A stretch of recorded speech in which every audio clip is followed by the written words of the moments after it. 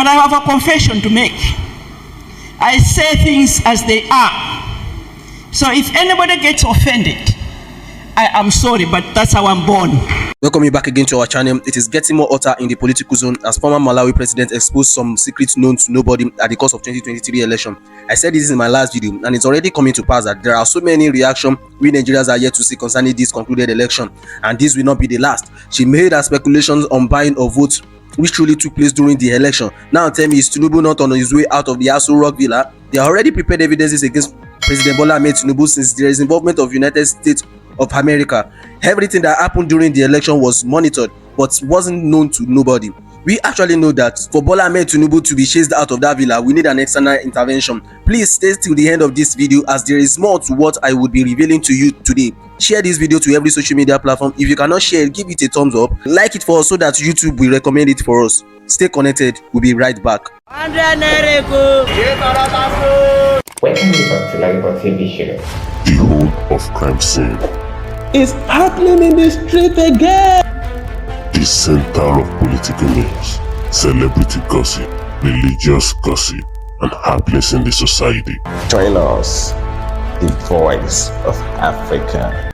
Welcome you to Lagos TV show, where we bring political gist, celebrity and political gossip. If you have not yet subscribed to this channel, please do well to click the red subscription button, and do not forget to click the bell icon so that YouTube will notify you anytime we drop another trendy gist. My people, a lot is happening. There is a lot to be revealed in this video. Make sure you grab your share and listen to me as I will be showing you and analyzing the mess Bola Ahmed Tinubu has dragged himself into. The former president of Malawi, Joyce Banda, exposed a lot about Nigeria and Africa in Nnamdi Azikwe's lecture. She made it known to Nigerians during the lecture a lot of propaganda and shenanigans that took place during the election, and also implored Nigerians to fight for their rights. She made it known in the video, which I will be telling some of the points here after which you watch the video, where she made a full point about the unknown jet that comes into Africa country in the night and do away with our treasures. What we know is that if there are no insiders, how will external jets come into Nigeria airspace that our military personnel, especially our air force, won't know about it? This shows how corrupt they are. She also made a claim that there is only one singular reason for a country to progress, and that is a country where a leader loves his people and his people also love him. In that situation, the leader would want to do everything to satisfy the interests of his people. In the case of President Bola Ahmed Tinubu, the reverse is the case. He is not loved by 80% of Nigerians, and he doesn't have the interests of those people he called his people at heart. We don't even need him to come out and tell us his actions ever since he emerged as the president. Action, they say, speaks louder than voice, my people. Also in this video, the last International Bar Association meeting that held in Paris, a leaked video was released where the former president of NBA, the Nigeria Bar Association, Olamide Akpata, reported and exposed all the illicit activities and biased judges that have spread through the country. He further said that the politicians are the ones telling the judges in the country what to say and when to pass their judgments. In short, they are all corrupt. And what happened in the last presidential election, the judgment that took place in the last presidential election sitting at the Supreme Court, actually justifies what the former president of NBA is actually talking about here in the video. You will see the video, I will play the video, and you see everything for yourself. Stay connected, my people, to the channel as I will be showing you some of the videos. We'll be back shortly. People have articulated the great Azikwe's story, where he was born and so on, history. I will skip that and talk about this great man as Africa knows him and what I think he stands for. Distinguished ladies and gentlemen, I'm in the habit of getting to a place for the first time and finding what I can learn from that country. During the elections of this country, I was privileged to be requested by America to lead the observer team of NDI and IRI. I don't know why, but they just felt this African woman will lead this observer team. While I was here, Arise Broadcasting Channel asked to interview me. And one thing I learned for the first time in Nigeria, the question that came from the anchor was, what about vote buying in Malawi? And I said, what is that? Because, distinguished ladies and gentlemen, I had never heard about vote buying in my life. Where I come from, the last elections of 2020, sitting president used the TPEX to change figures, our award-winning judiciary nullified the elections.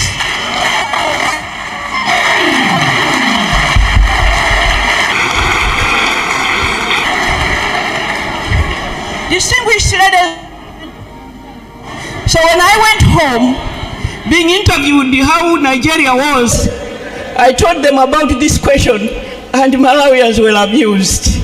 We learn every day. Vote by 1996. We are here to honor the life of a gallant fighter for human rights and justice, a man that embodied humanity and servant leadership, a man who we are and have continued to celebrate, the great Azikiwe of Africa. We are also a few weeks away from October 1, the day that he became first president of the Federal Republic of Nigeria in 1963. A formidable journalist turned political activist and president, whose leadership acumen made the colonial powers try in vain to block his ascendancy to the presidency. I have therefore always wondered why, when we talk about our revolutionary leaders, our founding fathers, we will mention Nyerere, Kaunda, and we mention Mandela, and often leave out Azikiwe. Distinguished ladies and gentlemen, it is your duty as Nigerians to amplify this name. This is no small name. Azikiwe was a great man, just as great as Nyerere, as Kaunda, as everybody else.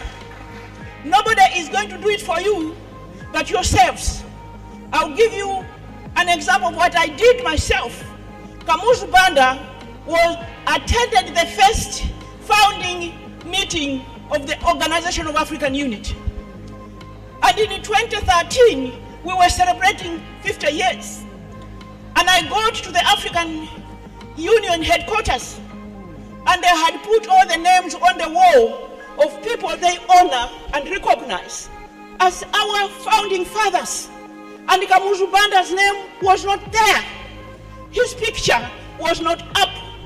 And I told the organizers, I told the African Union, I'll go back to my hotel until that picture is up. We must do the same for Azikiwe.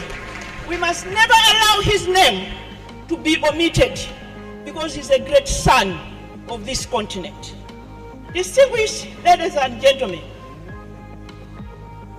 these lecture series are a befitting celebration of an African giant who, through the power of his pen and paper here in Nigeria, Ghana, and across Africa before independence, gave us a platform to identify ourselves as proud Africans, and consciously ignited the flames of colonial liberation across the many colonized countries of the African continent. And please follow me. I'm going to talk about women of Nigeria. And I want us to keep in mind that women of Nigeria, of Malawi, of South Africa stood up with their brothers to fight for self-rule. We're not just sitting home. I'm therefore honored to be here as we celebrate Nanda Azikiwe legacy. I'm also humbled that it pleased the convening committee to consider me to be the first woman leader on this lecture series. I hope many more women leaders in various sectors of our African societies will have this honor and privilege to share their thoughts and join the rest of the continent in celebrating the great Zik of Africa. I am grateful to Senator Ben Ndiobi for traveling all the way to Malawi to come and request me to come here as guest speaker. And I'll tell you why. I had come a few years before on the invitation of a certain foundation, and I was treated very badly. Somehow, in other countries, when we go, they want to treat us differently from our male counterparts. But what I didn't realize, that I was mistreated until a fellow Nigerian woman came and told me, "Do you notice anything different?" I said, "No." In 1 hour, it was rectified. But then I made up my mind, I was never coming back to Nigeria as speaker. So when chief senator wrote to say he was coming to Malawi and told me what it was about, my husband said, "Oh, I thought you are never going to go to Nigeria again to speak." I said, "Yeah. Well, but my brother chief came to Malawi anyway. And when he said, well, we want you to give a lecture on Azikiwe, Nandi Azikiwe, the first to jump from his seat was my husband, not even me. Because this is a great man that we honor, even in that part of Africa." Distinguished ladies and gentlemen, this presentation I will interrogate and the intersection of current state of development in Africa, governance, climate justice, and other development-related issues that I think require our attention and action. So I have themed my discussion Reclaiming Zig's World, Climate Justice and Africa's Sustainable Development. I deliberately added the sustainable development because we are going to go on a journey this afternoon. Bear with me, please don't doze. We have issues to rectify. As Africans, nobody is going to do it for us. Allow me, therefore, to start by going into the history of Africa. We were colonized by something like 80 plus years as African countries. And for all those years, we produced raw materials for Europe and what I call the global north. And in the meantime, they emitted emissions and destroyed our climate. And as it turns out now, it is the global south that is paying the price. That is what we must bear in mind this afternoon. Colonization still has a bad taste in our mouths. Decades long after our hero like Ziki stood up and demanded what belonged and still belongs to us, which is freedom and our wealth. It has been argued in other quarters that time is past for us to keep blaming some of Africa's challenges and state of affairs on colonization and that ended decades ago. There's a case to be made either way, distinguished ladies and gentlemen. Most African states are really independent from their colonizers. As to what extent that independence means remains debatable.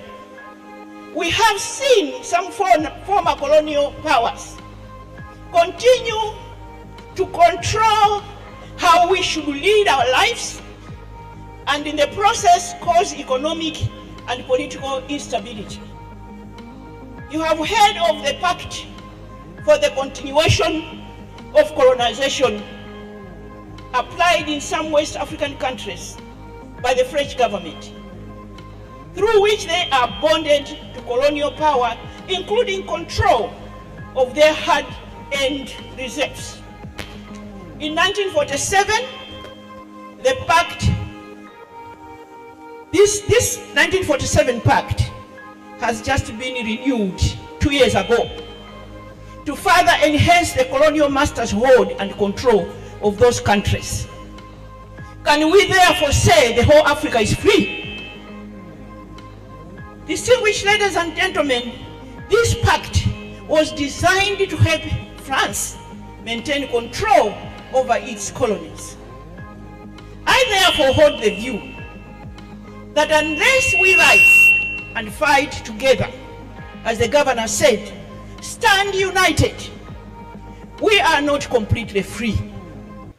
These are facts that one cannot wish away.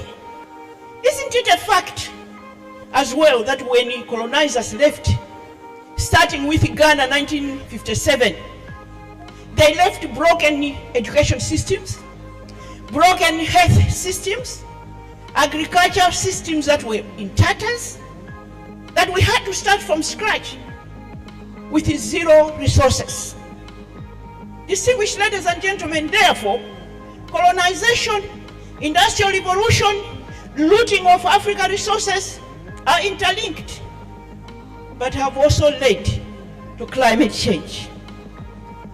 I don't have to remind this audience that through colonization, Africa powered the industrial revolution and continues to power their economies, even now.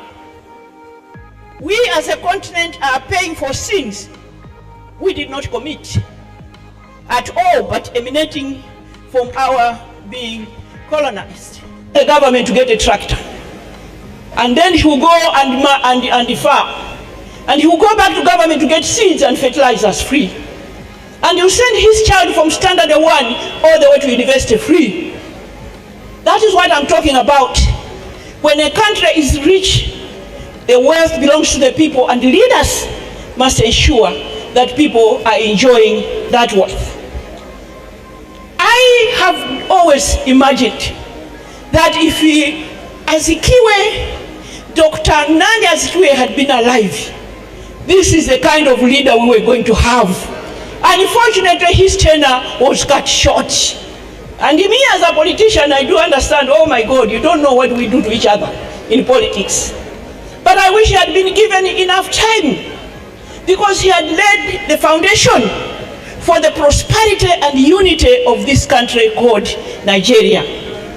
It is pleasing to note that African countries like Zimbabwe and Ghana now have taken the resolute measures to impose strong regulatory measures on exploitation and exportation of their precious minerals.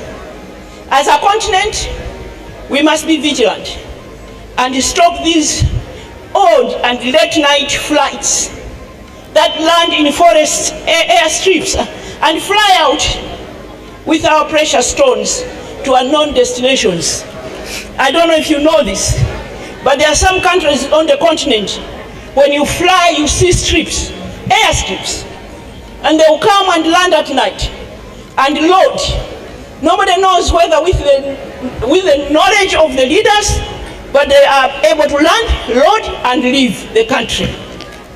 Here in West Africa, one country has demonstrated that if you change that narrative, if you take control of your minerals, you can become one of the fastest growing economies in the world.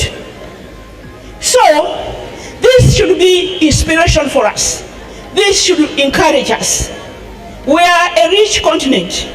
We are a huge continent with abundant arable land. That's why sometimes I laugh when I see the map of Africa against the world. They put it, they squeeze it so that it looks small. I don't know why they're aiming at us. They must be thinking we have no brain. But we have a continent where America, Europe, and India can go in all at once. Distinguished ladies and gentlemen, it is heartbreaking that in spite of this wealth, Africa continues to lose her resources through illicit financial flows. The African Union in 2012 commissioned a survey under President Mbeki. It is called the Mbeki Report, where they had to look at how our money is moving from one place to another. It breaks my heart that African leaders are called corrupt. But then when our resources leave at night by planes or through this report, they are not, those minerals are not going back to Africa. So this is a situation where we all must take responsibility. As Dr. Ajimenez has pointed out to us very correctly, is that it is a major problem that we are confronted with in Nigeria.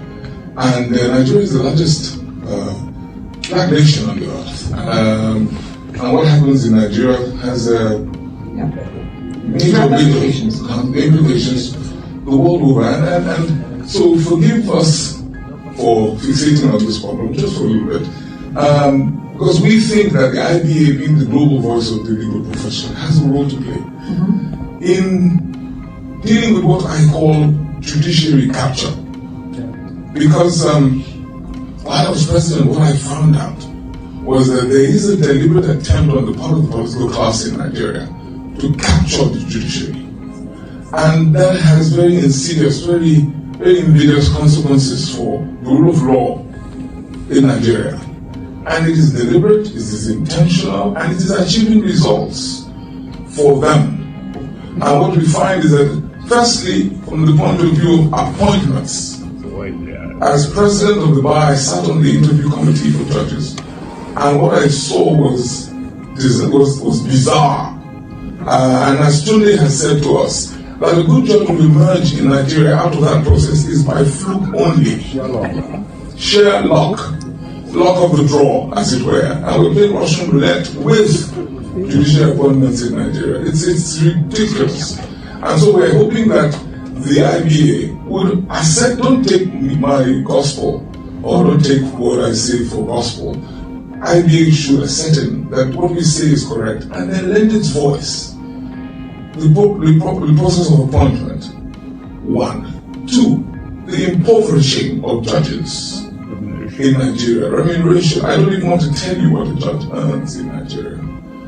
Meanwhile, they're still at the upper echelon of society. They're still considered to be elite. Their kids want to go to Cambridge, Yale, and Harvard, but they definitely can't afford it. But I assure you that their kids are in Cambridge, Yale, and Harvard. And I thank my elder brother for inviting you. Mine is a simple remark which will not take more than 2-3 minutes. And it's to thank you most sincerely for the honor of coming to Nigeria for this wonderful lecture. Excellency,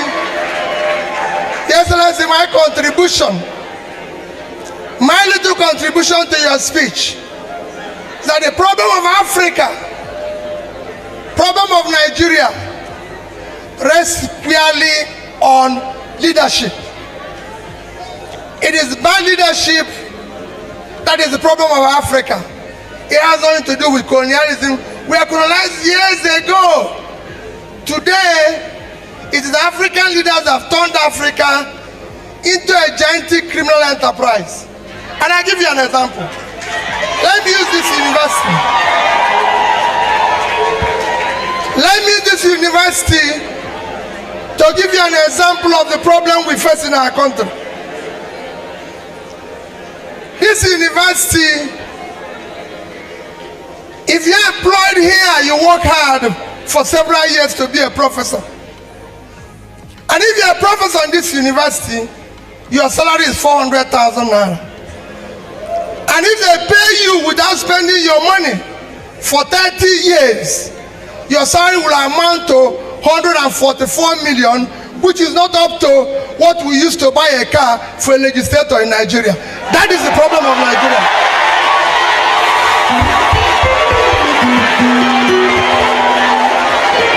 That is the problem of Nigeria.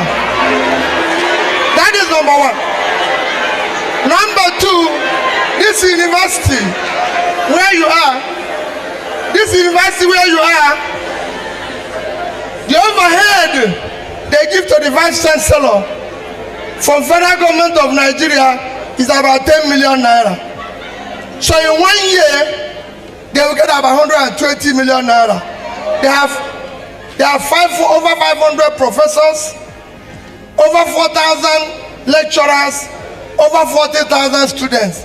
They get 10 million naira, 120 million naira a year.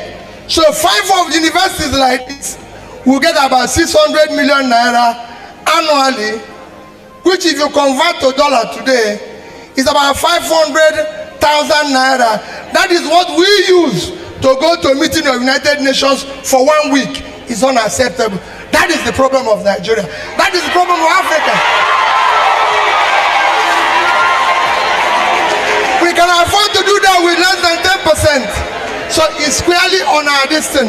So I thank you for being part of this crusade. I'm sure our governor, every other person, we are part of this crusade. We must dismantle this criminality. That is the only way it can work. Thank you and God bless you. You will see that the ex-president of Malawi said that she was made the head of National Democratic Institute (NDI) and International Republican Institute (IRI). And one of the reasons why she was actually made the head before the time of the election was just for her to monitor the election process in Nigeria. And also, my people, talking about colonization, don't let it surprise you, my people, that those that colonized us have actually modernized it. Not to even talk of our sisters and brothers in diaspora, the kind of jobs that some of them do just to survive. And most reason they all flee to these nations is just because of opportunities that our governments have decided not to create for us. Don't be surprised, but my people, colonization is still ongoing in our country. Just that they are using our leaders, most especially leaders that don't care about his people. It's never surprised me that late President Yar'Adua died during his time. He was never allowed to finish his tenure.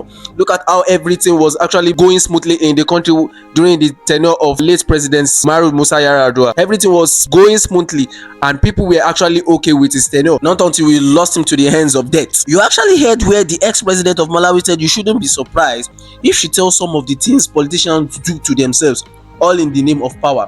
Why should UN jets come into a country to take away natural minerals if the people in power do not know about it? Who are those that arrange the resources for them, and how did they know where to land?